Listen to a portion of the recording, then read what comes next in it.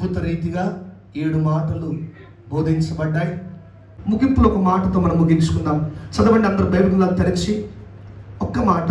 యేసు ప్రభు శిలువ యాత్రలో ఒక అద్భుతమైన వ్యక్తి తన జీవితాన్ని దారబోసాడు, తన సమయాన్ని, తన శక్తిని దారబోసాడు. చూడండి, మార్కు సువార్త 15వ అధ్యాయము 21వ వచనం. మార్కు సువార్త 15వ అధ్యాయము 21వ వచనం. కురేనీయుడైన సీమోను అని ఒకడు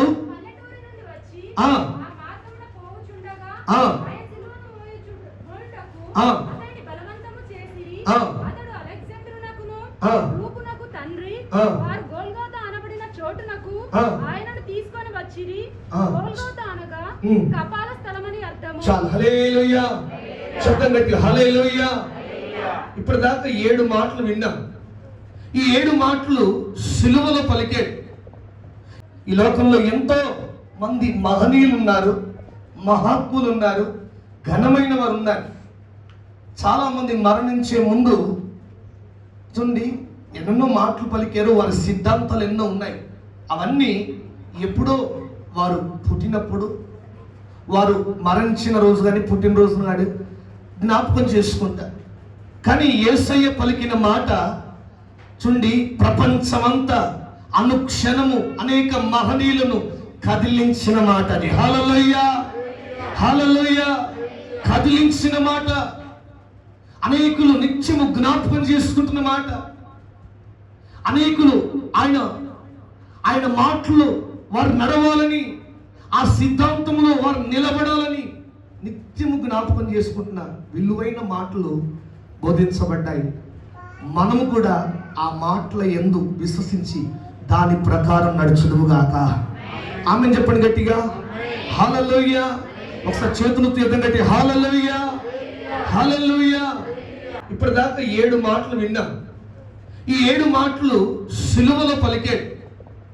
యేసు ప్రభు సిలువను మోస్తున్నప్పుడు ఆ సిలువ భారం ఆయన మొయ్యలేక అప్పటికే రక్తం ఏరులై పారుతున్నప్పుడు ఆ సిలువ భారాన్ని మొయ్యలేక, ముందుకు అడుగు వేయలేక, వెనక కొడుతున్న కొరడా దెబ్బలకు భరించలేక ఆ భారాన్ని చూస్తున్నప్పుడు అక్కడ ఒక వ్యక్తి నిలబడ్డాడట.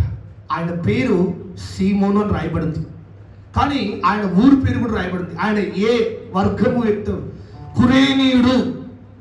చూడండి, యేసు ప్రభు ఉంటున్న కాలంలో కురేనీయులు ఎవరు రక్షించబడలేదు. కురేనీయులు ఎవరు మారు మనసు పొందిన వారుగా లేరు, పాప క్షమాపణ పొందిన వారుగా లేరు. ఒక్క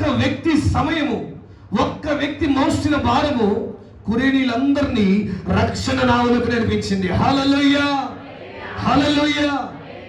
ఆ కురేనీయుడైన సీమోను కూడా అక్కడే ఉన్నాడు. యేసు ప్రభు మోస్తున్న భారాన్ని చూస్తున్నాడు. మీరే చెప్పండి, ప్రతి మనిషి మహా అయితే ఇప్పుడు 50 కిళ్ళు మోయగలడు. అది కూడా కష్టంగానే. కింటను మోయగలడా? ఎవరైనా మోయలేరు. అట్లాంటిది 240 కేజీలున్న సిలువ, మొయ్యలేని భారం మోస్తున్న సిలువ, అడుగులు వేయలేకపోతున్నాడు. ఒకవైపు రక్తం అంతా దారపోస్తుంది, వెనకేమో కొరడా దెబ్బలు. ఇంత భారం చూస్తున్న వ్యక్తి అందరూ చూస్తున్నారు. యేసు ప్రభు నమ్మిన వారందరూ విడిచిపెట్టారు. ఆనాడు చూసిన ఒక్క వ్యక్తి కురేనీయుడైన సీమోను ఆ గుంపులో చూస్తున్నాడు. ఎంతో మంది దొంగలను ఊరేగిస్తారు, దొంగల చేత సిలువను మోయిస్తారు. ఇటువంటి రక్షకుడైన యేసయ్యను సిలువను మోయిస్తున్నారని చెప్పి జాలితో కొద్ది నిమిషాలు యేసయ్య సిలువను మోసాడట. హల్లెలూయా, చెప్పండి గట్టి. హల్లెలూయా. యేసు ప్రభు మోస్తున్న ఆ భారాన్ని తాను మోయడానికి ఇష్టపడ్డాడు. నేను అంటాను, ఎదురుగా ఒక వ్యక్తి కింటను మోస్తున్నాడు అనుకుని బరువు, అదే కింటను బరువు ఒక్కసారి పట్టుకోమంటే ఇస్తాను, పట్టుకుంటావా? 240 కేజీలున్న బరువు. ఒకవైపు గొల్గొత్త కొండ, అది నేలగా లేదు. కొండ అంటే చూడు ఎత్తైన స్థలం. ఎత్తైన స్థలంలో ఉన్న ఎక్కాల్సినంత ఎక్కలేకపోతున్నా, శక్తి లేకపోయినా కేవలం అయ్యో ఇటువంటి మహనీయుని సిలువను మోయిస్తున్నారని చెప్పి తాను కూడా మోయడానికి తనకు శక్తి లేకపోయినా ఆ భారాన్ని కొద్ది నిమిషాలు ఆయన మోయగలిగాడు. నేను అంటున్నాను, 7 మాటలు విన్నావు, 7 సార్లు వింటున్నావు, కానీ మన జీవితంలో ఆ మాటలకు తగిన మార్పు మనలో ఉంటుందా? మార్పు మన జీవితంలో ఉంటుందా? ప్రియమైన దేవుని బిడ్డ, ఈ పూట వాక్యం వింటున్న దేవుని బిడ్డ అందరూ మనం కూడా యేసు ప్రభును మోస్తున్న సిలువను మోసేవారిగా మారాలి. కొద్ది నిమిషాలు ఆ వ్యక్తి మోసినందుకే తన జీవితం అంతా ధన్యంగా మార్చబడింది. తన వంశం వారందరూ, మీకు తెలుసా అసలు క్రైస్తవులు అనబడిది అని మొట్టమొదటి ఎక్కడ బైబిల్లో చాలా మంది ఉన్నారు కదా. మొట్టమొదటిగా క్రైస్తవులు అనబడింది, వీరు క్రైస్తవులు అనబడిది అని ఎక్కడ వినబడింది? అంత్యొకయలో కురేనీలు కూడా ఉన్నారు. హల్లెలూయా, హల్లెలూయా. ఒక్క కురేనీడైన సీమోను మోస్తే తన వంశం వారందరూ, తన జాతి వారందరూ, తన వర్గం వారందరూ రక్షణ నావలోకి వచ్చి యేసు ప్రభును కొరకు నిలబడే వారిగా మారారు. ప్రియమైన దేవుని బిడ్డలారా, ఇంతకాలం మేము మందిరానికి వస్తుంది, నీవు మోస్తున్నావా సిలువ? బైబిల్ ఏమంటుంది? నన్ను వెంబడించువాడు తన సిలువను ఎత్తుకొని మొయ్యాలని చెప్పబడుతుందా? సిలువ అంటే శ్రమలు. మరలా వినండి, ఆ సిలువ ఏదో కాదు, ఈనాడుతో పోలిస్తే అది శ్రమలు. సిలువ శ్రమలకు సూచనగా ఉంది, సిలువ అవమానాలకు సూచనగా ఉంది, సిలువ నిందలకు సూచనగా ఉంది. సిలువ మొయ్యమంటే నిజంగా సిలువ వచ్చి మోస్తాడు, ఎవరు మొయ్యలేరు. దానికి సూచనగా ఉన్న ఇవి మోయాలి, నువ్వు అవమానాలను మోయాలి, నిందలను మోయగలగాలి, శ్రమలను మోయగలగాలి. మోస్తూ కడవరి నిలబడగలిగితే నిశ్చయముగా అది అప్పుడు ఆడి చిత్తం నెరవేరినట్టు. మరి నిజంగానే మోస్తున్నావా? సిలువను మోస్తున్న నీవు కప్పుకునే వ్యక్తిగా ఉన్నావా, ఒప్పుకునే వ్యక్తిగా ఉన్నావా? ఒక స్వాతంత్ర దినోత్సవం రోజు జైల్లో ఉన్న 100 మంది ఖైదీలు ఉంటే ఒక్క వ్యక్తిని విడిపించాడు. ఒక వ్యక్తికి విడిపించడానికి అవకాశం ఉంది. అమ్మ బయట వాళ్ళు కూడా వినాలి. ఎంతమంది విడిపించడానికి అవకాశం ఉంది చెప్పాలందరూ? ఒక్కరినే. మరి ఈ 100 మందిలో ఎవరిని విడిపించాలి? మంచి గుణవంతుడు, మంచి బుద్ధి కలిగినవాడు, స్వబుద్ధి కలిగినవాడు, మంచి వ్యక్తిని విడిపించాలని జైలు అధికారిని అపాయింట్ చేశారు. ఆయన వచ్చాడు జైల్లోకి. వచ్చి ఒక్కొక్క రూమ్ చూస్తున్నాడు. ఫస్ట్ రూమ్లోకి వెళ్ళాడట. వెళ్ళగానే ఆ ఫస్ట్ రూమ్లో ఖైదీ అంటున్నాడు, అయ్యా నేను నిజంగా ఏ పాపం ఎరుగని వ్యక్తినయ్యా, నన్ను మీ పోలీసు వాళ్ళు తీసుకొచ్చి జైల్లో వేశారయ్యా, నేను నిర్దోషులయ్యా అన్నాడట. రెండవ రూమ్లోకి వెళ్ళాడు. రెండవ సెల్లోకి వెళ్తే దాంట్లో ఒక ఆయన ఆ రూమ్లో ఉన్న ఖైదీ అంటున్నాడు, అయ్యా నేను మంచివాణ్ణయ్యా, నేను అమాయకున్నయ్యా, కానీ నా తల్లిదండ్రులు ఇట్లా పెంచిరయ్యా, నా తల్లిదండ్రులు తప్పయ్యా అంటున్నాడట. మూడవ సెల్లోకి వెళ్ళాడు. ఆయన అంటున్నాడు, అయ్యా నేను అమాయకున్నయ్యా, నాకు ఏం తెలియదయ్యా, కానీ నన్ను తీసుకొచ్చి చేశారయ్యా అంటున్నాడట. 4వ సెల్లోకి వెళ్తామని వెళ్తుంటే వెళ్ళక ముందే ఆ ఖైదీ అంటున్నాడు, అయ్యా నా రూమ్లోకి రావద్దయ్యా, నేను పాపాత్మునయ్యా, ఘోరమైన పాపాలు చేసిన వాడిని, అనేక వ్యక్తులను చంపిన వాడిని అయ్యా, పాపిష్టి పనులు చేసిన వాడిని అయ్యా, నా గదిలోకి రావద్దయ్యా, అయ్యా మిమ్మల్ని వేడుకుంటున్నాను, వీలైతే నాకు విడిపించండి అనట్లేదు. ఏమంటే తెలుసా? వీలైతే ఉరి శిక్ష నాకు వేయించండి అయ్యా, నాకు ఈ లోపల బ్రతకాలం లేదయ్యా, నేను భయంకరమైన పాపాత్ముదని ఆయన ఎలుగెత్తి ఏడుస్తూ ఉంటే ఈ జైలు అధికారి ఆ యొక్క వ్యక్తిని చూసి వెంటనే కింద వ్యక్తిని ఇచ్చి ఈ జైలంతా అందరు అంటున్నారు మేము పరిశుద్ధులు, మేము మంచి వాళ్ళం అంటున్నారు. ఇంతమంది మంచి వాళ్ళ మధ్య ఈ వ్యక్తి పాపాత్ముడు అంటున్నాడు. ఇటువంటి పాపాత్ముడు ఈ యొక్క జైల్లో ఉండడానికి వీల్లేదు, ఇతన్ని బయటికి పంపించేయండి అని చెప్పాడట. హల్లెలూయా.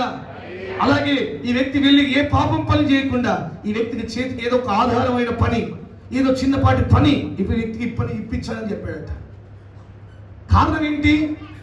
ముందు 3 రూమ్లోకి వెళ్ళిన వ్యక్తి ముందు 3 ఎందుకు విడిపించలేకపోయాడు? మీకు ఒక విషయం చెప్పండి, జైల్లో ఉండేది ఎవరు? జైల్లో ఉండేదే తప్పు చేస్తున్న వాళ్ళు ఖైదీలు. ఆ జైల్లోకి వెళ్ళి నేను అమాయకునయ్యా, నా తల్లిదండ్రులు సరిగా పెంచలేదు, వెంటను వాళ్ళందరూ ఏమో కప్పుకోవడానికి ఇష్టపడుతున్నారు, ఈ వ్యక్తి మాత్రం ఒప్పుకుంటున్నాడు తప్పును. నేను అంటున్నాను ప్రియమైన దేవుని బిడ్డలారా, ఈ గుడ్ ఫ్రైడే నీకు సెలవిస్తా ఉంది. నిన్ను నీవు ఒప్పుకోగలిగితే, నీవు జీవించిన పాపిష్టి జీవితం, పాపపు నడతలు, పాపిష్టి పనులు ఈ పూట ఒప్పుకోగలిగితే నిశ్చయంగా ఒప్పుకున్న వారిని దేవుడు నిజంగా చూడండి, శిలువ మీద ఇద్దరు దొంగలుంటే ఒక వ్యక్తి కప్పుకుంటున్నాడు, నువ్వు దేవుడు అయితే, నువ్వు రాజు అయితే, నువ్వు సృష్టికర్తవైతే నిన్ను విడిపించట్టాడు. ఇంకో వ్యక్తి మాత్రం నిజంగా మనం పాపాలు చేశాంరా ఒప్పుకున్నాడు. ఒప్పుకున్న వానికి పరలోక రాజ్యాన్ని ఇచ్చాడు. హల్లెలూయా, హల్లెలూయా. ఒప్పుకున్నవాడు మాత్రమే విడిపించబడతాడు. ఒప్పుకున్నవాడు మాత్రమే విడిపించబడతాడు. ఇంకా కొద్దిమంది ఏమమ్మా బాప్తిసం తీసుకోమ్మా, శక్తి లేదు, బలం లేదు, ముసలాం అయిపోతున్నావు అంటే, అయ్యా నా మనస్సులో ఉన్నాడయ్యా దేవుడు. ఎంత గొప్ప మాటలు! ఇటువంటి మాటలన్నీ మన దగ్గర వినబడతాయి. నా మనసులో దేవుడు ఉన్నాడయ్యా. ఇంకొక వాళ్ళ భర్తను అడిగాను, అయ్యా మీరు కూడా ఏజ్ అయిపోతా ఉంది, ఇంకొక కొన్ని రోజులు అయితే మంచం మీద పడితే బాప్సం చేయడం కూడా అవకాశం లేదంటే, మేము మీలాగా పైకి ప్రార్థన చేయము, రోజు నా మనసులో నేను రోజు తెలుసుకుంటాను, అందరు దేవుని తెలుసుకుంటాను, అందరు దేవుని సమానం చూస్తాను నేను అంటున్నాడు. ప్రియమైన దేవుని బిడ్డలారా, ఇంకొంచెం మనం ఏమంటారు తెలుసా, ఆ శిలువ మీద దొంగ ఎప్పుడు ఒప్పుకున్నాడు? ఆఖరి నిమిషంలో ఒప్పుకున్నాడు కదా. ఒక ఆయన అంటాడు, నాకు కూడా నేను చనిపోయే ముందు ఆఖరి నిమిషం అవకాశం వస్తా, ప్రభా నన్ను క్షమించని చెప్పి నేను పరలోకంలో అడుగు పెడతా. నేను అంటాను, అయితే ఒక సేవకుడు అన్నట్టు అటువంటి వ్యక్తితో మరి ఆఖరి నిమిషంలో అడుగు పెట్టంటున్నావు కదా, ఒకవేళ నువ్వు ఆఖరి నిమిషం కూడా ఒప్పుకునే పరిస్థితి లేక నువ్వు స్పాట్లో మరణిస్తే నీ పరిస్థితి ఏంటి? ఇగో నన్ను ధనవంతుని కాబట్టి ఒక ఇంజక్షన్ వచ్చిందంట, ఏదంటే 50,000 లక్ష రూపాయలు ఉంటుందంట, మరణించే ముందు అది వేసుకుంటే ఒక అర్ధ గంట వరకు గుండెను ఆపొచ్చంట, అది వేసుకుని నేను ఒప్పుకుంటానంట. వెళ్తున్నాడు, లారీ గుద్దగానే ఈ యొక్క వ్యక్తి వెళ్ళి తల డివైడర్ దాకి, గోడ దాకి స్పాట్లు చచ్చిపోయాడు. ఒప్పుకునే పరిస్థితి రాకపోవచ్చు. ప్రియమైన దేవుని బిడ్డలారా, ఇంకా బాప్తిసం లేనివారు, ఎవరి బిడ్డలారా బాప్తిసం లేనివారు, ఇదే తగిన సమయం. నువ్వు ఒప్పుకుంటే ప్రభు నేను రక్షించబోతున్నాడు. నువ్వు ఒప్పుకుంటే నిశ్చయంగా నీ పాపాలు క్షమించబడతాయి. నువ్వు ఒప్పుకుంటే నీకు అవకాశం ప్రభు ఇస్తాడు. మొట్టమొదటిగా ఆ దొంగలో ఉన్న మంచి గుణం ఏంటో తెలుసా? ఆ వ్యక్తి రక్షణలోకి రావడానికి, ఆ వ్యక్తి పరదేశంలో రావడానికి, జీవితం అంతా పాపం చేసిన ఆఖరి నిమిషంలో పరదేశంలో అడుగు పెట్టడానికి కారణం తాను విన్నవించుకుంటున్నాడు, వేడుకుంటున్నాడు ప్రభు. రెండవదిగా చూస్తే ఆ వ్యక్తి వినయం కలిగి వేడుకుంటున్నాడు. వినయం. మొదటి దొంగ ఏమంటున్నాడు? నువ్వు దేవుని అయితే, నువ్వు సృష్టికర్తవైతే అని గర్వంతో మాట్లాడుతున్నాడు. ఈ వ్యక్తి మాత్రం వినయంతో, ప్రభా మేము పాపినయ్యా, నీకు అవకాశం ఉంటే నీ రాజ్యం వచ్చినప్పుడు నన్ను కూడా జ్ఞాపకం చేసుకో. వినయం కనబడతావు. మూడోదిగా వివేకం కనబడతావు. ఏం కనబడతా ఉంది? ఎదురుగా మరణం ఉందని తెలిసి ఇకనైనా దేవుని రాజ్యంలో అడుగు పెడదామన్న వివేకం కలిగిన మనసు అవపడతావు. మరి ఇంతమంది ఉన్నారు ఇక్కడ, ఇంకా రక్షణ లేని వారు, దేవుని రాకడ దగ్గరికి వస్తా ఉంది. సమస్య ముందున్నా, మరణం ముందున్నా కొద్దిమంది పట్టు విడవరు. విడిచిపెట్టి నీ సమస్య రాకముందే దావీదు వలె ప్రార్థన చేయి. మరణం రాకముందే ఈ శిలువ మీద ఉన్న రెండవ దొంగ వలె వివేకం కలిగి, జ్ఞానం కలిగి దేవుని రాజ్యం కొరకు వేడుకో. ఈ పూట నువ్వు అలా చేయగలిగితే తప్పక ప్రభు నీకు అవకాశం ఇస్తాడు. కురేనీయుడైన సీమోను మోసినట్టుగా సిలువను మనం కూడా కొద్ది క్షణాలైనా, మన జీవితం అనేది స్పాన్ ఆఫ్ ఒక 60-70 years అంతే, 60-70 సంవత్సరాలు. దాంట్లో అన్నీ తీసేసిన ఒక 20-30 సంవత్సరాల తర్వాత, 30 సంవత్సరాల కంటే ఎక్కువ లేదు మన యవన వయసు నుంచి. మనం పోరాడే వయసు, మనం నడిచే వయసు, మనం చేయగలిగిన సమయం కొద్ది క్షణాలే, కొద్ది సంవత్సరాలే. ఆ క్షణాలు దేవుని కొరకు భరించు. సిలువ దేవుని సేవ, సిలువ దేవుని స్వార్థ, సిలువ శ్రమ, సిలువ అవమానాలు, ఇవన్నిటిని మోయగలిగితేనే ప్రభుని వెంబడించగలుగుతాం, ప్రభు దగ్గరకు చేర్చగలుగుతాం. కనుక కురేని ఒక్క సీమోను మోస్తే తన వంశం వారందరూ అంత్యోకాయలో క్రైస్తవులుగా మార్చబడ్డారు.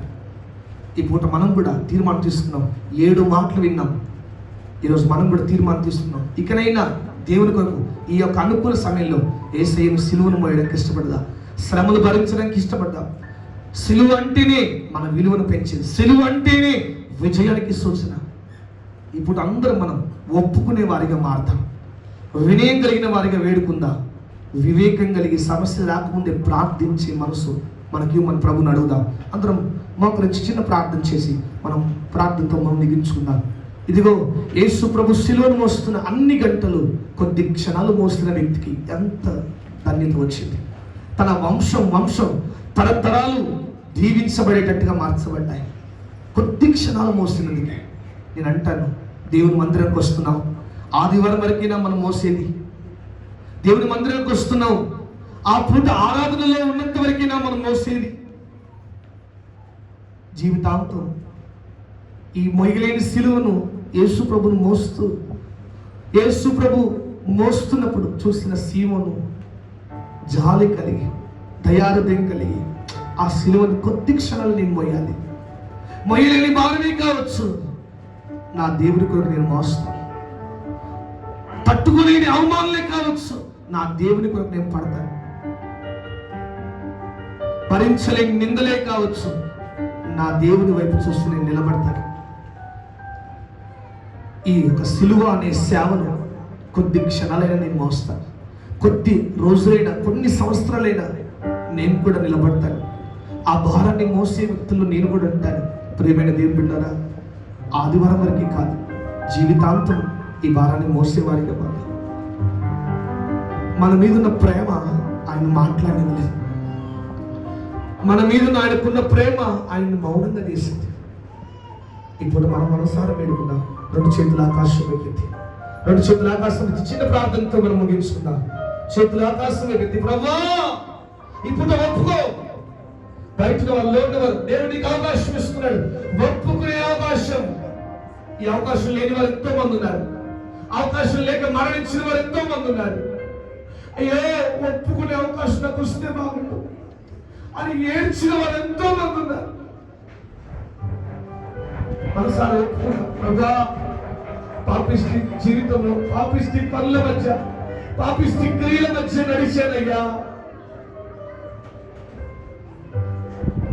అది క్షమించండి అయ్యా. నీ రక్తం చేత శుద్ధి చేయండి ప్రభా.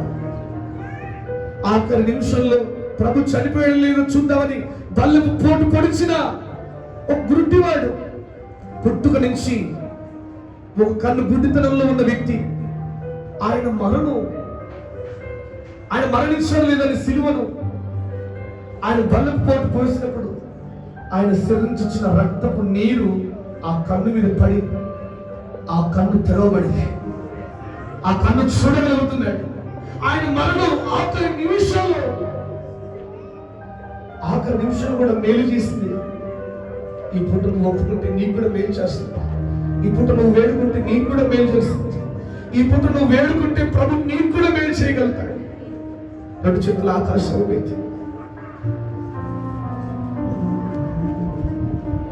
వెనుక నుండి తన్నింది ఒకరు, తన ముందుండి నిండి మరి ఒకరు, గేలి చేసినారు, పరిహాసమాడినారు, గేలి చేసినారు, పరిహాసమాడినారు, నోరు తెరువలేదాయ ప్రేమ,